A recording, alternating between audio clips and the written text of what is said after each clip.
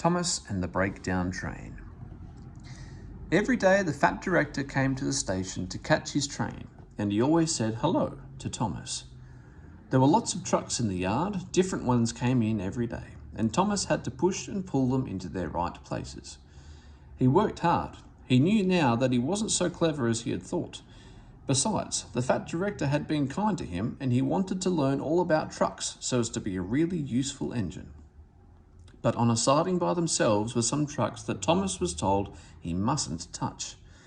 There was a small coach, some flat trucks, and two queer things his driver called cranes. "That's the breakdown train," he said. "When there's an accident, the workmen get into the coach and the engine takes them quickly to help the hurt people and to clear and mend the line. The cranes are for lifting heavy things like engines and coaches and trucks." One day, Thomas was in the yard when he heard an engine whistling, "Help! Help!"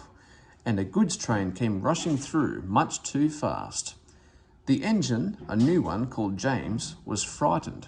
His brake blocks were on fire and smoke and sparks streamed out on each side. "They're pushing me! They're pushing me!" he panted.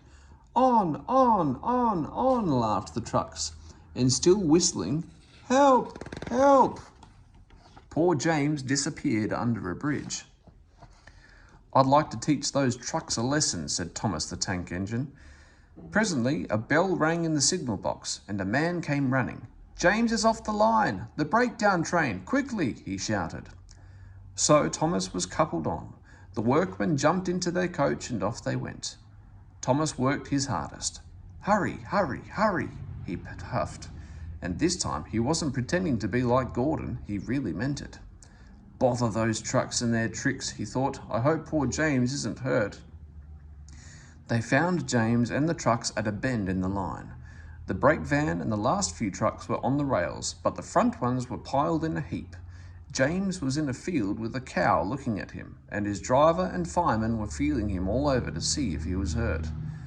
"Never mind, James," they said. "It wasn't your fault. It was those wooden brakes they gave you. We always said they were no good." Thomas pushed the breakdown train alongside. Then he pulled the unhurt trucks out of the way. "Oh dear, they groaned. Serves you right," puffed Thomas crossly. When the men put other trucks on the line, he pulled them away too. He was hard at work puffing backwards and forwards all the afternoon.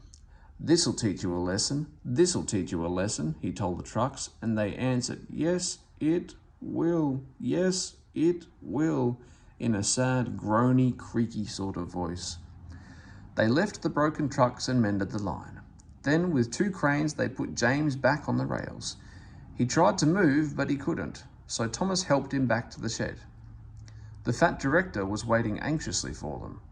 "Well, Thomas," he said kindly, "I've heard all about it, and I'm very pleased with you. You're a really useful engine. James shall have some proper brakes and a new coat of paint, and you shall have a branch line all to yourself." "Oh, sir," said Thomas happily. Now Thomas is as happy as can be. He has a branch line all to himself and puffs proudly backwards and forwards with two coaches all day. He is never lonely because there is always some engine to talk to at the junction. Edward and Henry stop quite often and tell him the news. Gordon is always in a hurry and does not stop, but he never forgets to say poop poop to little Thomas, and Thomas always whistles peep peep in return.